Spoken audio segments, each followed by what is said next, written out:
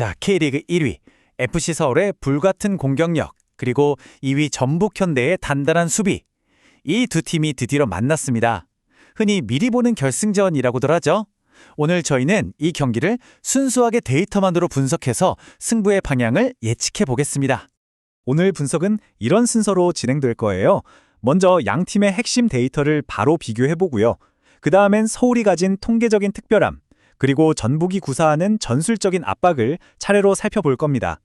여기에 과거 전적, 즉 역사적인 데이터까지 더하고 마지막으로 키플레이어를 짚어보면서 최종 결론을 내리겠습니다.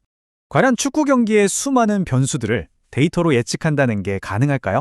저희는 오늘 순수한 데이터 과학, 그리고 몬테카를로 시뮬레이션을 통해서 이 중요한 경기의 결과를 예측하고 그 본질을 한번 파헤쳐 보겠습니다. 자, 그럼 이제 본격적으로 숫자부터 들여다보죠. 이 두 팀이 얼마나 다른 스타일로 지금까지 승점을 쌓아왔는지 그 차이가 정말 한눈에 들어옵니다. 일단 보이는 것부터 보면 서울이 1위, 전북이 2위, 승점은 각각 13점, 11점입니다. 평균 득점은 서울이 2.2골로 좀 더 높고 평균 실점은 0.6골로 더 낮죠. 여기까지 보면 서울이 다 좋아 보이는데 진짜 핵심은 그 아래 기대 득점과 기대 실점 값에 있습니다. 서울의 기대 득점, 즉 XG 값은 8.60으로 전북보다 높아요. 좋은 찬스를 더 많이 만들었다는 뜻이죠.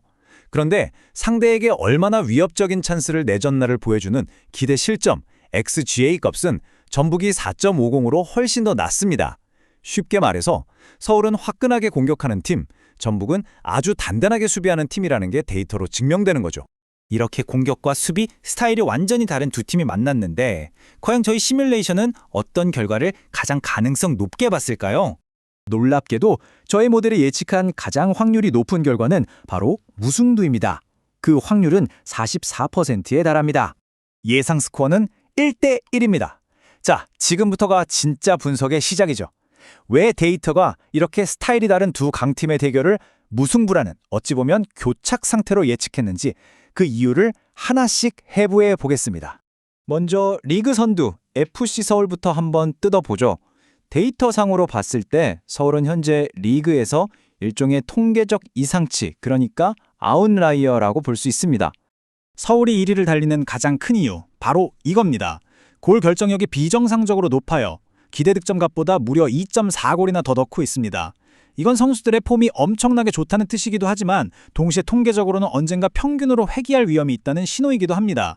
전북이 플러스 0.60인 걸 감안하면 서울의 수치가 얼마나 이례적인지 알 수 있죠? 그리고 서울 공격의 또 다른 중요한 특징은 바로 세트피스입니다. 전체 득점의 36%, 거의 3분의 1 이상이 세트피스 상황에서 나왔어요. 총 4골로 이 부문 리그 1위입니다. 그만큼 데드볼 상황에서의 집중력과 준비가 아주 뛰어나다는 거죠. 여기서 아주 결정적인 변수가 등장합니다.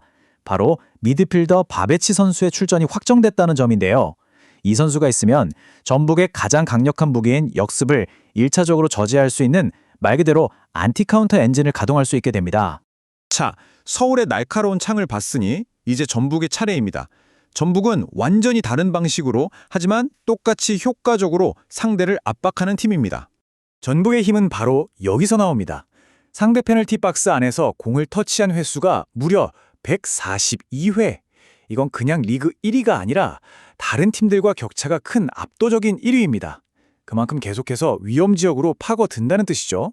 그럼 그 박스 안으로 어떻게 들어가느냐? 주 무기는 바로 이겁니다. 정확하고 다이렉트한 롱볼. 경기당 평균 29.2개를 성공시키면서 역시 리그 1위를 기록하고 있는데요.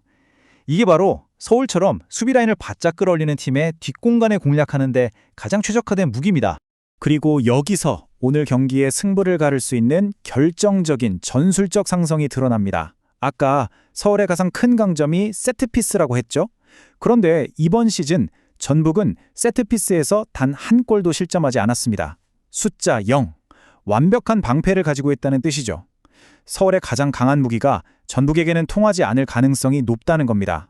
자, 지금까지는 올 시즌의 폼과 전술만 봤는데요. 사실 이 두 팀이 이 경기장 상암에서 만날 때마다 작용하는 아주 강력한 역사적인 흐름, 이른바 상암 징크스라는 게 존재합니다.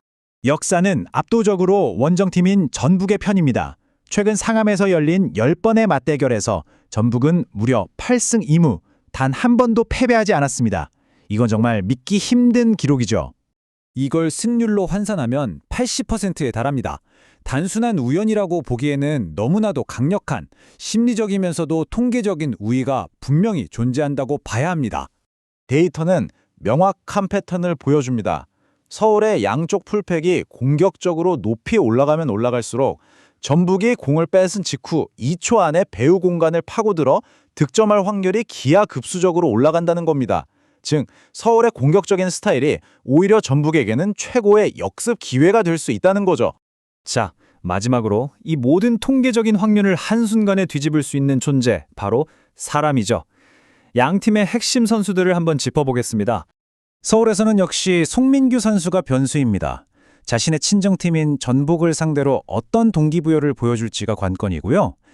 반면 전북에는 지금 리그에서 가장 폼이 좋은 선수 중 한 명인 이동준 선수가 있습니다. 최근 10경기에서 5골을 몰아치고 있는데 특히 경기가 팽팽한 막판에 승부를 결정지을 수 있는 확실한 한 방을 가진 선수죠. 물론 전위는 무승부 확률을 가장 높게 봤지만 만약 이 균형이 깨진다면 어떻게 될까요?